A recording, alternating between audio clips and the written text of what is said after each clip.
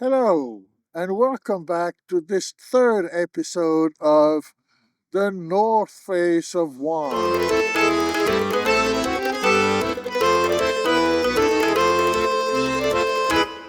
Today is a slightly different episode. It's a more personal episode. It will be about the vineyard, but it is also about what I left behind for 40 years and what I found. The freedom I left and what I found when I came back on the vineyard itself, once I decided to take this over and restore it to its former grandeur, all the problems, because over time, although it was tended, it was not perfectly tended, which is exactly what we want.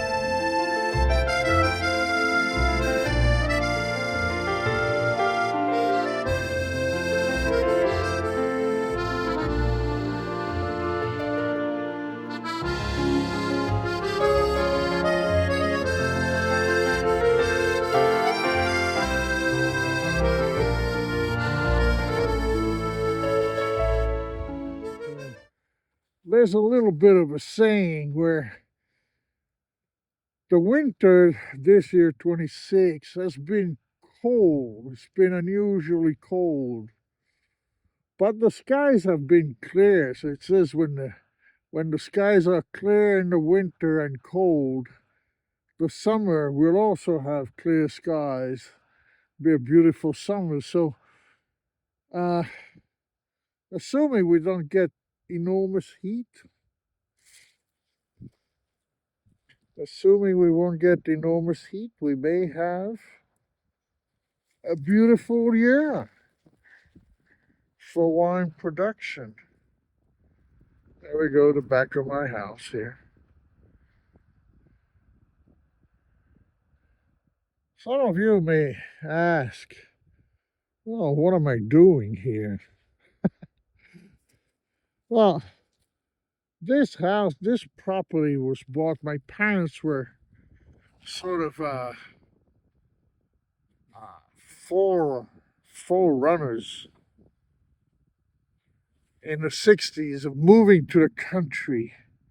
They moved to the country thanks to yours truly because I was a weakly kid. And the doctor, and I wouldn't never sleep. I never ever slept. No night. I didn't sleep any night. I slept during the day. I didn't sleep any night. And God knows what we would say these days. But look at this beauty. This one too we just saw. And doctor said, move to the country. So the country was not far from the small town of Chambéry. And they bought this property. I had no idea. They had never been in a field themselves. Uh, but it was a giveaway, essentially. So they took it. I had no idea what to do with all of this. Because at the time, everything I show you now, there was absolutely no vineyard here. The vineyard was decimated by disease at the turn of the century. It had not been reclaimed, if you will. It used to be vineyard in the 1800s, but it was decimated because of phylloxera.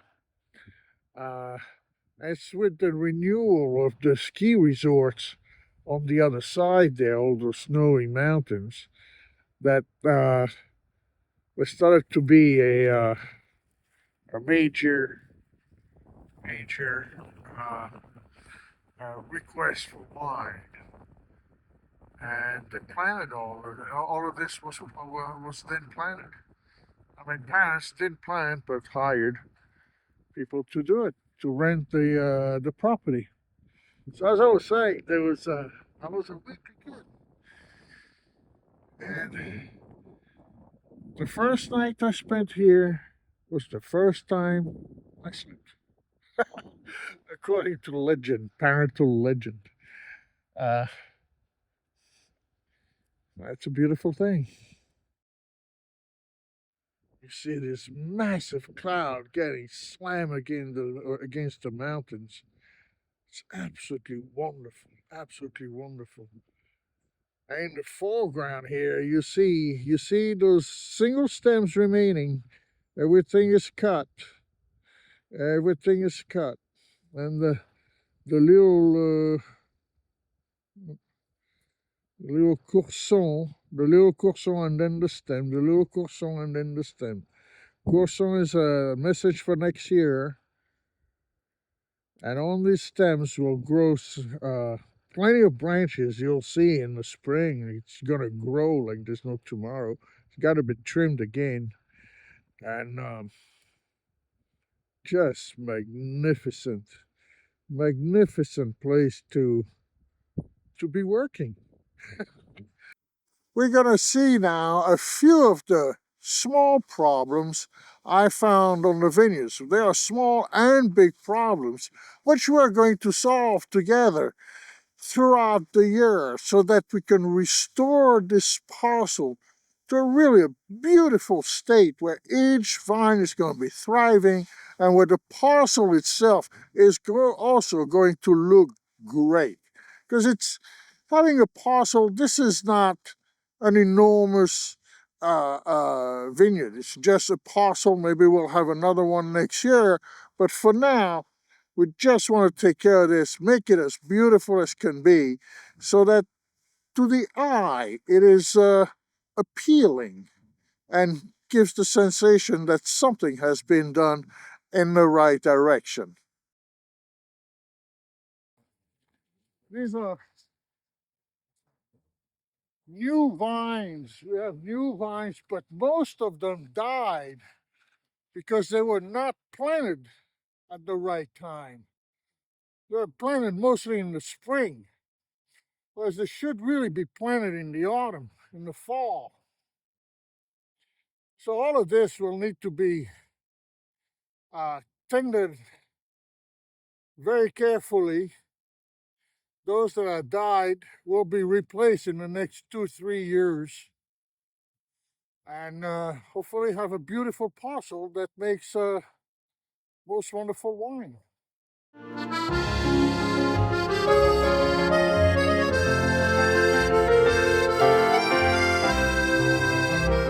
We have this. This is the upper part of the vineyard. You see all these white protective cloth, because the upper portion has been neglected. It is my job now to reclaim all of this and have a very, very beautiful vineyard. But here's why. In truth, I'm shooting this because you can see the mountains in the background there, the ski resorts, and it must be snowing up there like there's no tomorrow. And the condition must be absolutely horrendous at the top of those mountains. The ski lifts, the chairs, and cable cars must be swinging left and right It must be super cold, probably 10 below centigrade, and massive amount of snow. But tomorrow will be absolutely gorgeous. Absolutely gorgeous to ski.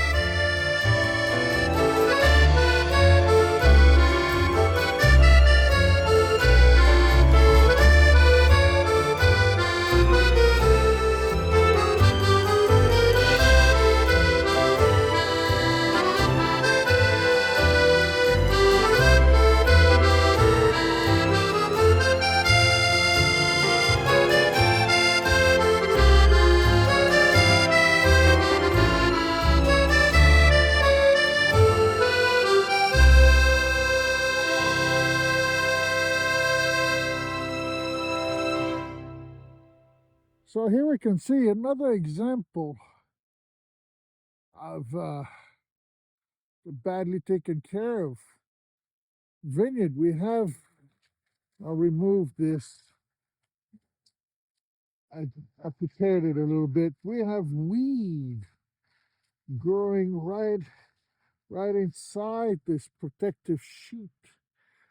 Really, really thorny stuff, and that will kill anything. Those weeds will kill just about anything. So I have to cut that off. It's very thorny. Oh, very, very, very thorny. Use that.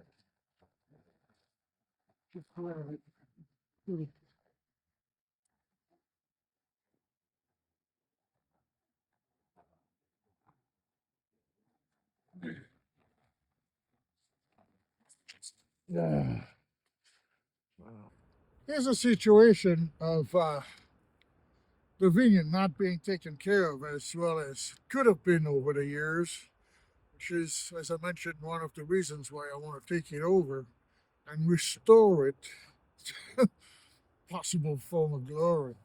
I have this weed here with a huge root and literally killed the vines right here because it requires so much water, and we have little water because the water here, see, we only have rock, so the water goes right through, it seeps right through. So as much as we can, we try to keep the water at as close as possible to the surface. I mean, not that it goes down 2-3 feet deep. So I'm just going to get rid of this. It should have been done well before. So.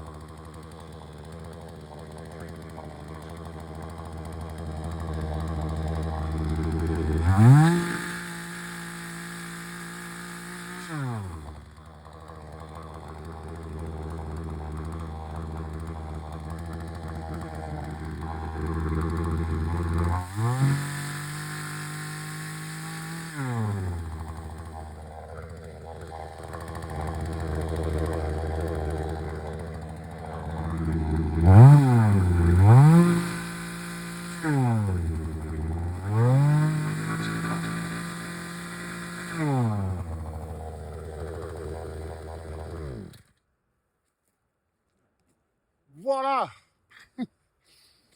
A little job done. A little job that should have been done quite a while ago. Quite a long time ago. I'm very sorry, but like I said, I think we'll be able to redo this.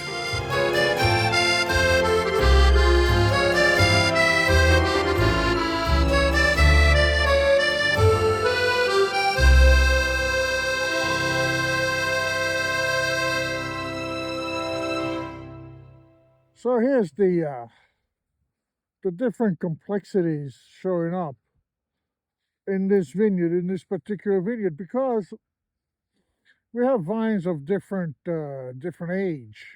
Here again, we have a very old one. We have a big stem over here, and then with a courson, from a courson, was decided to uh, move this way. This is very healthy, very new, and we can see over here the old courson that gave rise to this. I just cut a little bit here, and if we move here, we have a new one, probably 3-4 years old, going straight up. Like I said in the first episode on the trimming, uh, we try to keep the sap going up as much as possible. And so here we can see that it was reinstated straight up. This will need to be cut off, this part here. And here, so what are we going to use? We have the old courson from last year. We have this stem, very thick, very healthy. And so we're going to have to use another courson. This is the flow of sap. This is pretty good too. Gave rise to two very thick. But the thick one are not necessarily the best. I'm going to keep a courson on this. I'm going to cut this off because this is established. So I'm going to courson here. Let's cut this off. One might think, well, you're cutting the big branch. But no, that's not where it's at.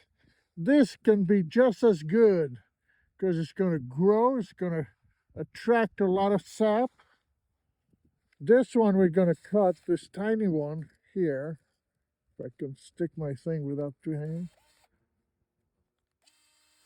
There we go. And now what do we keep? We have this stem here that goes up. And will need to be cut off about the top of. I like to keep the top of the wire. I'm gonna keep this, so I'm gonna keep this stem that goes straight up, and the one after, and then this part here I'm gonna cut off. It is not needed. This will be planted. This one, and cut over here, and there we go. And then I do all my cutting at the same time. Not very many people do that. Really, there are a few. There are a few, but most people leave, and we'll show you videos of that. There we go. And this one as well. And there's our vine, all trimmed up. And then we have another young one. This protective sheet is still here. I'm going to remove most likely a few hundred of these. I don't know why they put them on the side, but the courson, right, that comes before. I'm going to keep this stem here. I'm going to keep this stem and cut off the middle one. This is dead. And that's it. Here we go. A little courson, which I tend to cut a little long, and then our stem. And this little stem, it may not look like much, but it's going to grow much. you will see all of this is going to be walls and walls and walls of greenery. There'll be leaves. And maybe some of you are already wondering what these wires are for. We have one wire on the bottom, two wires in the middle, and one wire here. And with these, what we do is we're going to put in the spring, we're going to put all the leaves and all the stem inside of these and clip them together. And that's how they're going to grow for the whole season. And then we'll come and trim the top, just the top, so it doesn't go wild and basically take sap. The sap needs to go in the juice, in the grape to make juice and be as efficient as possible. So there we go. So samples of various difficulties between the old and the young. This one will be trimmed. Well, as you know, everything will be trimmed. Almost done. Almost done. Started right before Christmas, and now we're already 17th of January or 19th, something like that. And there's still a couple of days. Still a couple of days of pruning. Then we'll be done. Then it will be. Then sometimes we clip these wires with the electric cutter. We clip these wires, so these wires, some wires need to be not replaced but fixed with a little thing I'll show you later on. It's gonna be an exciting year. It really is. To see all of this go on, get rid of all that grass that is competing for water, essentially. Uh, this is gonna have to be removed more or less by hand, little machine. But I haven't found anything really worthwhile. There used to be weed killer, yeah, but that's totally illegal now in Europe. So we can't use any of this. It all needs to be done by hand or little machinery. And I'm gonna have to maybe invent something. Who knows? Because I don't see myself working it by hand on my knees the entire thing. Convention now, some places, is to let the grass grow so it holds the soil and all. Yeah, I'm not against that at all. But under the vine, I do have a bit of a problem with it. And we'll drive around and I'll show you in later on what the different methods of different winemakers is. Each one, it almost is a little strange because in this region, really, they all have an opinion. If you go to Burgundy, it's all the same. In Bordeaux, it's all the same. But here, very much people have their own opinion on the way to tend their vines.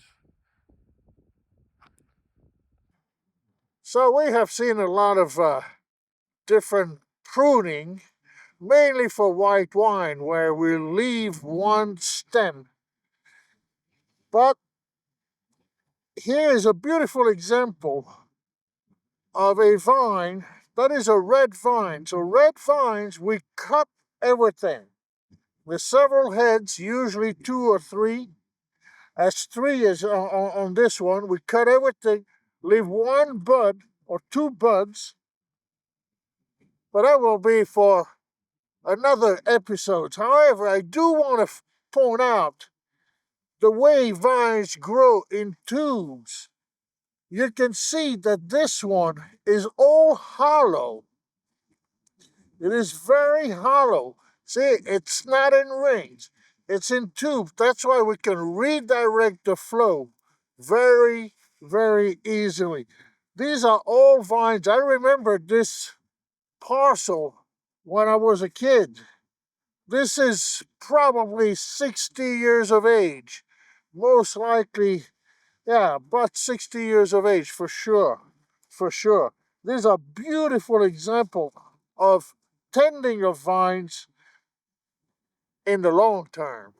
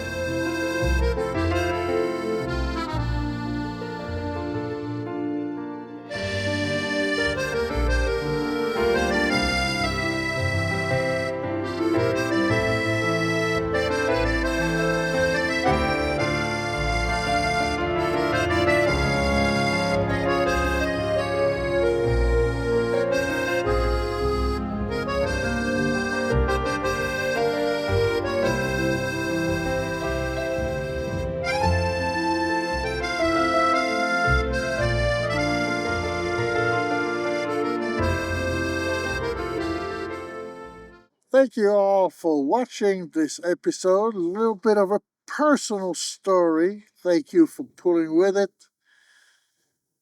Don't forget to subscribe, and I'll leave you in Vines We Trust with little images of our next episode on Saint Antel.